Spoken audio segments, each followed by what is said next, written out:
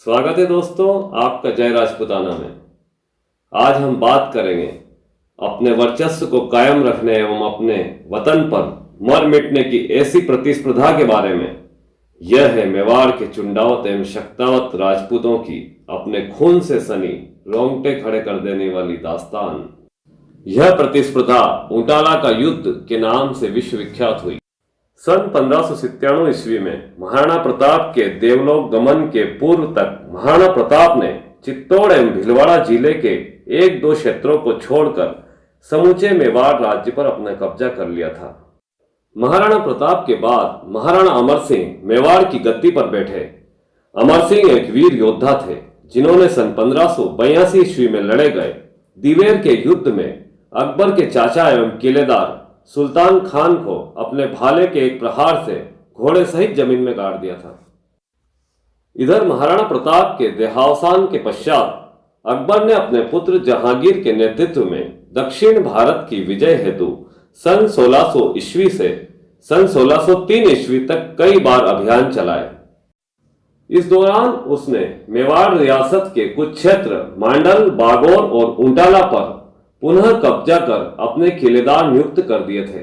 ऊंटाला का यह दुर्ग वर्तमान उदयपुर जिले के वल्लभनगर क्षेत्र में आता है।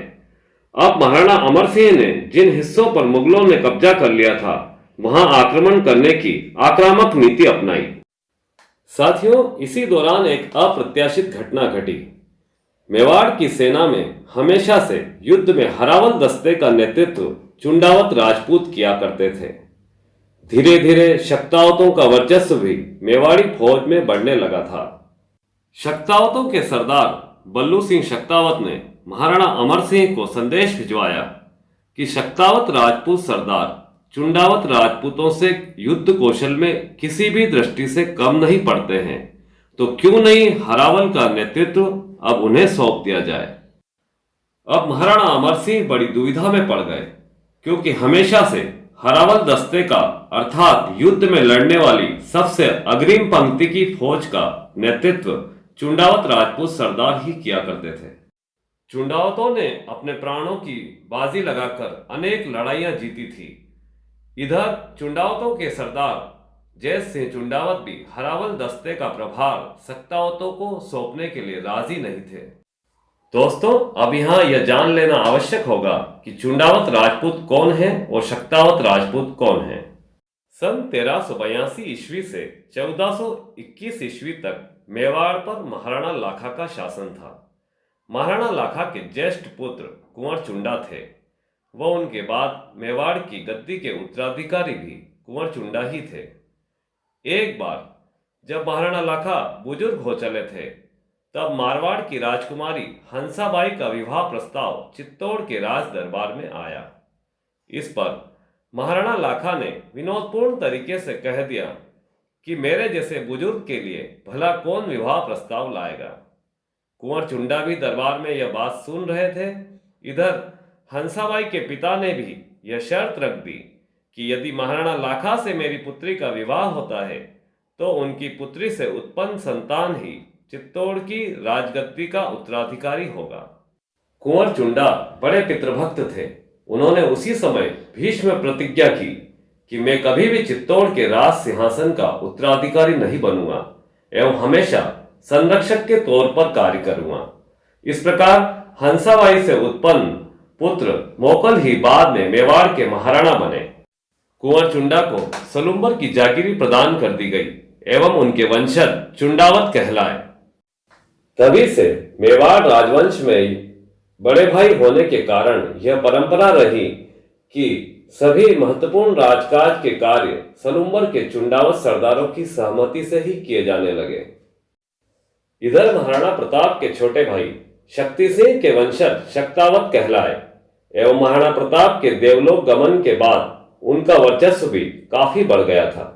अब इधर चुंडावतों व शक्तावतों में हरावल का नेतृत्व करने अर्थात शत्रु दल से सबसे पहले भिड़ने का हक लेने की बात ठन गई थी।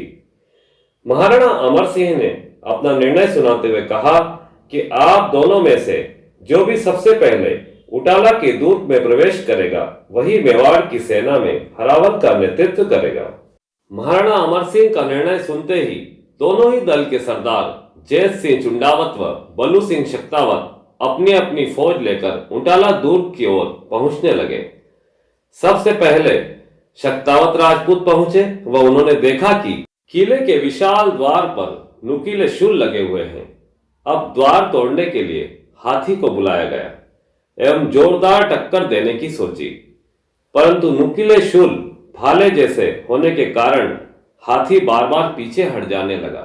समय व्यतीत हो रहा था। इधर चुंडावत सरदार जैत सिंह भी दुर्ग पर पहुंच गए थे। वे भी दुर्ग पर सीढ़ी लगाकर प्रवेश करने की योजना बना रहे थे। यह देखकर बल्लू शक्तावत ने अपने हाथी के महावत व सैनिकों को आदेश दिया कि वे स्वयं दरवाजे पर सीना तान कर खड़े होंगे एवं हाथी से उनके शरीर पर जोरदार टक्कर दी जाए। महावत ने ऐसा करने से मना किया तो वे अत्यधिक नाराज हो गए और आदेश के तुरंत पालन को कहा। इस पर हाथी से उनके शरीर पर जोरदार टक्कर दी गई। तुरंत ही दुर्ग का दरवाजा टूट गया एवं बल्लू शक्तावत का रक्त रंजित शूलों से विदीर्ण शरीर किले के अंदर गिर गया और उनकी मृत्यु हो जाती है। इधर इसी क्षण जैत सिंह चुंडावत सीढ़ी से किले की दीवार पर चढ़ गए थे और दुश्मन सैनिकों ने उन्हें गोली मार दी, जिससे वे किले की दीवार से घायल होकर नीचे गिर जाते हैं। वे बल्लू शक्तावत के द्वार पर हाथी से टक्कर देने की तैयारी को देख रहे थे। उन्होंने अपने सैनिकों को आदेश दिया कि उनकी गर्दन को तलवार से काट कर किले में फेंक दिया जाए, ताकि सबसे पहले उनकी दुर्ग में उपस्थिति दर्ज हो जाए। भयभीत होकर सैनिकों ने ऐसा करने से इनकार किया तो कहते हैं कि उन्होंने स्वयं अपनी गर्दन तलवार से काट कर दुर्ग के अंदर फेंक दी। इधर बल्लू शक्तावत का मृत शरीर दुर्ग के द्वार के अंदर जैसे ही प्रवेश करता है, उधर जैत सिंह की गर्दन पहले से ही दुर्ग में पहुंच जाती है एवं चुंडावत इस प्रतिस्पर्धा में जीत जाते हैं। इस प्रकार हरावल दस्ते में नेतृत्व का अधिकार चुंडावतों के पास सुरक्षित रहता है। अब चुंडावत व शक्तावत सरदार दुर्ग में अपनी अपनी फौज सहित पहुंच जाते हैं एवं भयंकर युद्ध छिड़ जाता है। वे दुश्मन सैनिकों पर टूट पड़ते हैं। अकबर द्वारा नियुक्त किलेदार कायम खां सहित सैकड़ों मुगल सैनिकों को मौत के घाट उतार देते हैं। इस प्रकार चुंडावत व शक्तावत सरदार दुर्ग को जीत लेते हैं। इस युद्ध का जिक्र अकबर के पुत्र जहांगीर के द्वारा लिखी गई पुस्तक तुजू के जहांगीरी में भी मिलता है। साथियों, यह थी चुंडावतों एवं शक्तावत राजपूतों के बीच अपना वर्चस्व कायम रखने एवं अपने राष्ट्र के स्वाभिमान पर मर मिटने की होड़ की खून से लिखी दास्तान। ऐसे वीरों को बारंबार नमन।